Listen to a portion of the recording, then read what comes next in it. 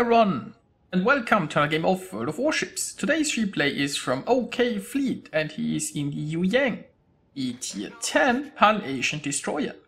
He is on the map Shatter in a 3-point domination game mode, and well, it's obviously a tier 10 battle, but there are lots of tier 8s and only one tier 9, so pretty amazing matchmaking. There is no radar, well, there is a Z-52, so that's a potential problem, I guess, but otherwise looking pretty neat. Now, also there is a discussion going in chat, and basically the Iowa, who spawned on the, well, near the sea cap, decided that he wants to go A and B. Now, he would rather prefer A and C. You see, the B cap on this map is a bit of a problem.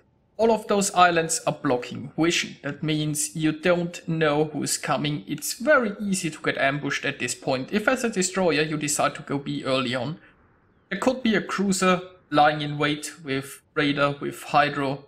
Well, I mean, there is no radar on this map. But it's a very risky proposition going in there early on. You could also find an enemy destroyer. Like, for example, if the Z-52 would go inside B, he could just hydro the entire area. So it's not something that any of the friendly destroyers wants to take on. And it's a lot better to, I guess, take B once you secure the outer caps, in my opinion.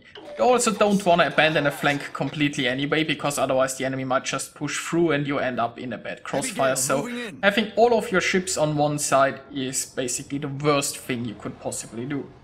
Now they are still arguing in chat about it, and the Iowa is now giving up and is like, he's going AFK now. Which, I don't know, words kind of fail to express how idiotic that is, I suppose. But anyway, OK Fleet managed to get the A cap. And, you know, I mean, the Iowa, he kind of was polite in chat about it. He was like, please go A and B and so on. Doesn't change the fact that it's a bad tactic, and the team decided to, no, we just wanna go A and C. Which is working pretty nicely, because for some reason the enemy didn't contest C and A all that much.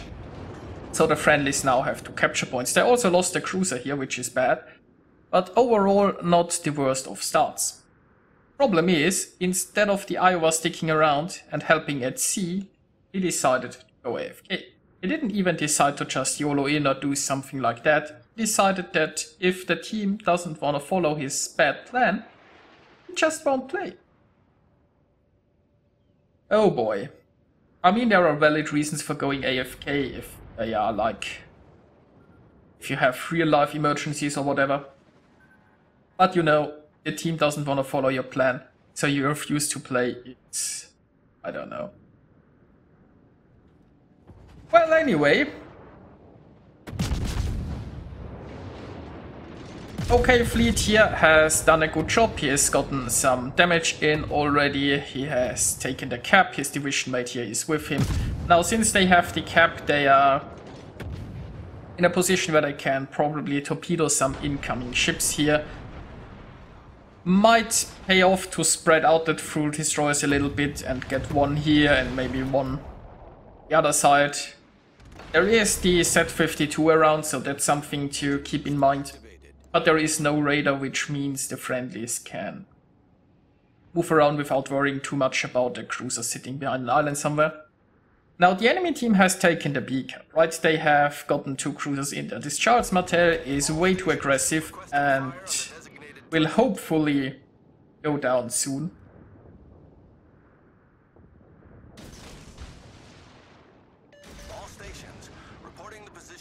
And it looks like the enemy team is pushing very aggressively here at A, but the friendly force is, well, should be in a position to intercept, hopefully. Like, I'm assuming this Amagi is soon getting farmed by a Yamato. The Yamato is in a nice forward position, which I quite like. And the other friendly Yueyang, he is now going around over here. He's probably going to torpedo the Amagi. Now the Z-52 is inside the cap as well, which is I was sort of afraid of, because the Yueyangs can't really challenge a Z-52. He will just sit in his smoke, hydro, and farm other destroyers that dare come close. On the bright side, it looks like there is a kid spotted right now, and that kid is going down. I don't see him escaping that one. Smoke generator started. We've sunk an enemy destroyer. Now, OK Fleet used his smoke screen here, probably worried that the enemy team would focus him, but it looks like they weren't all that interested. But he can use that smoke now to just farm himself an Amagi, so it's working out pretty nicely. The friendly team is losing a lot of cruisers though, which is a bit unfortunate. And they also lost the A cap. Not much to do about that, but once the Amagi is dealt with, there might be an opportunity to just take back this cap. Kind of depends on what the Z-52 is up to.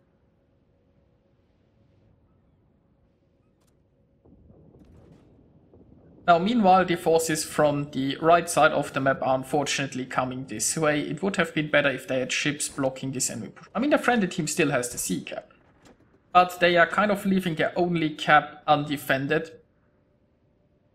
And while I get that people want to be close to their allies, right? I mean, there are 3 enemies pushing through here, and if we had like this tier pits in North Carolina over there with the Kagero and... No, did the attack also come from the other side? But I feel like they could have easily stopped those pushing ships there, maybe even dealt with them, and that would have been very good for the friendlies.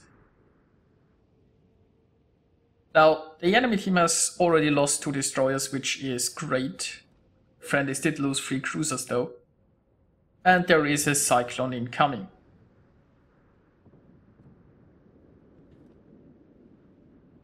Now this Amagi is still around, which is kinda surprising.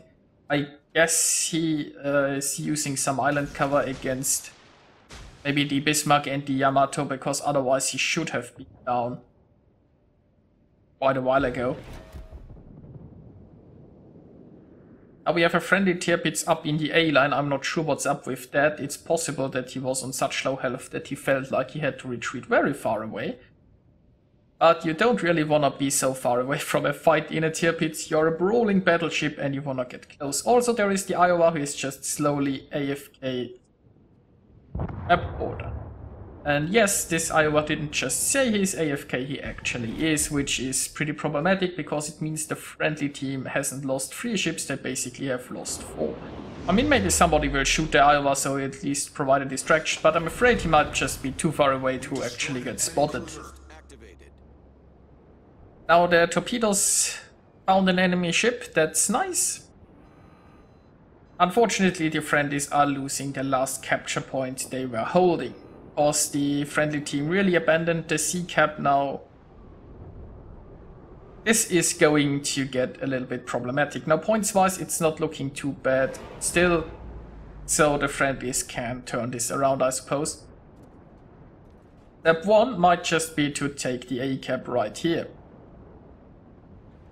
Now OK Fleet's division mate is trying to go for the center, it looks like. Unfortunately there might be the Z-52 in there with a lot of backup, and the powerful hydro of the Z-52 could boom the poor Yueyang. Now the cyclone has hit in full force. The friendly battleships here are moving in closer. Because of that, unfortunately the tier pits was so far away when the cyclone hit that it will take him a long time until he gets to be useful again. Now we still have a Kagero on the right side who was trying to stop this push, but there isn't much he could have done, I suppose. But maybe he can now sneak in and retake the C cap, which would be pretty valuable. Smoke generator started. Now meanwhile, we have an Ibuki coming in here, and let's hope that the Ibuki doesn't run hydro. Torpedoes are on the way. I think I would have spread them out a little bit more. I mean, deep water torpedoes are pretty sneaky and they do quite a bit of damage, so I think spreading them out a bit more would have been a safer option. But you know, I mean, at the moment he doesn't even need those torpedoes. That Ibuki got farmed pretty hard by friendly guns. Destroyed.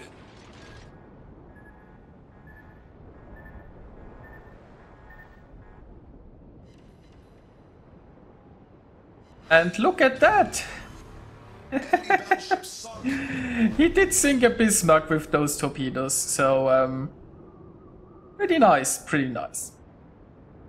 Now, not looking too bad ship-wise, just always keep in mind there is one less ship here fighting for the friendlies than it looks like.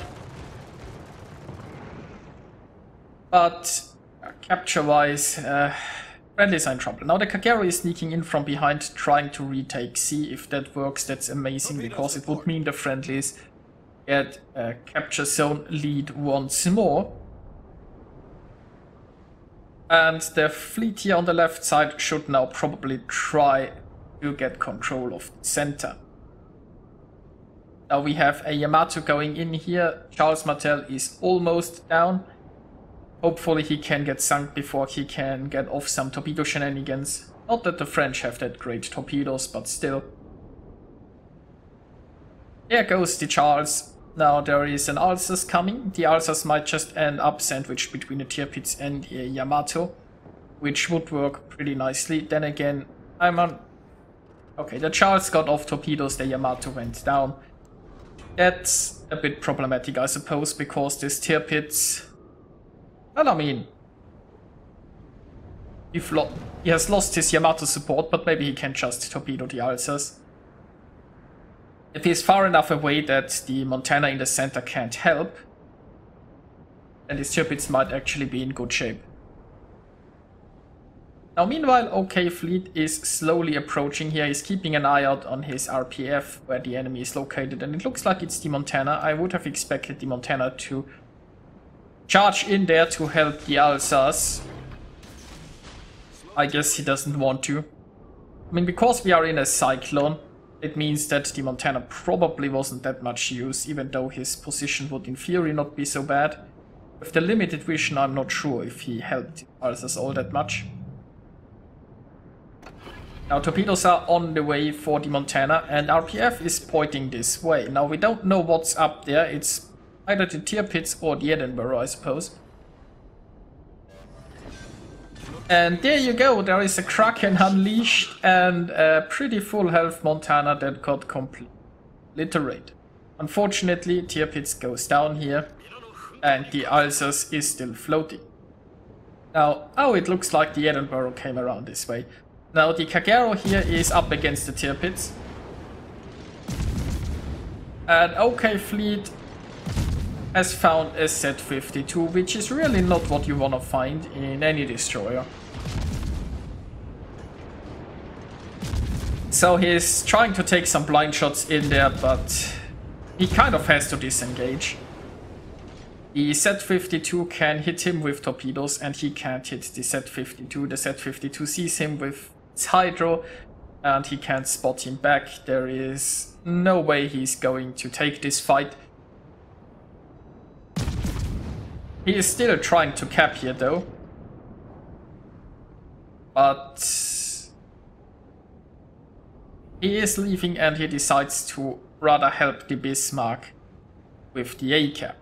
Now on the other side we see Kagero versus Tirpitz in a close-up match. Let's hope that the Kagero can sink the Tirpitz, because otherwise... Well, I mean, if that works out, then it's looking good, and if not, it's looking bad, I would conclude.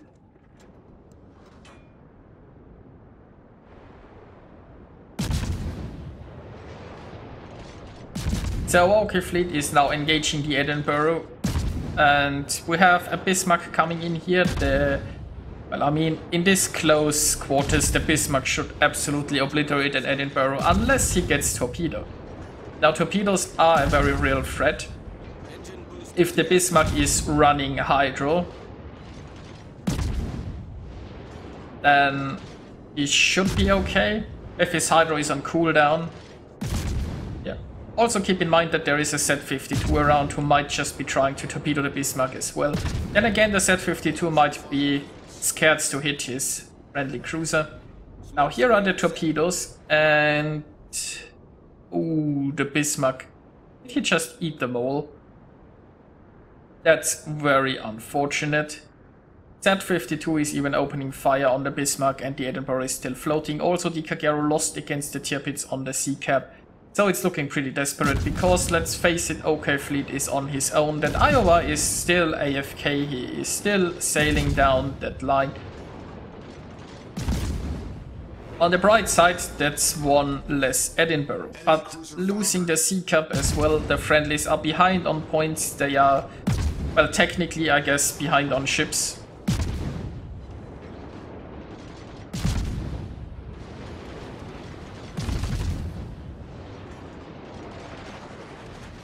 Now the Z-52 used his hydro somewhat recently in the B cap, and there are some torpedoes incoming. Nice dodge by OK Fleet here. So, the torpedoes are on cooldown, the hydro is probably on cooldown because he used it in B. The enemy is about to win. Which means OK Fleet is trying to charge in here, and there might be a very small window of opportunity where he can deal with the Z-52. Of course, that requires the Z-52 to just sit in his smoke doing nothing, which would be a very bad move. But you never know. Some salt in the chat here as well, which I guess is somewhat understandable. Then again, I think you should never resort to insulting other people in chat, it's not helping anyone.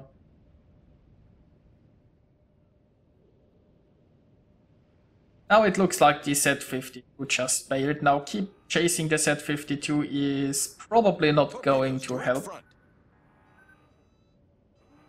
The Z-52 will have his hydro up again unless he's out of charges, and picking a fight with a Z-52 with hydro up is risky. Then again, the Z-52 also might just run away and kite because the enemy team is in the lead, so there is not really much chance of winning. So OK Fleet takes another route, he is going to cap B, and well, I mean, if he caps B, that leaves A open, so the Z-52 might return, but that's a future problem. It's going to be tough anyway, there isn't that much time left. The enemy has quite a huge points lead, he needs to sink some ships. So for example, he would need to find the Tirpitz.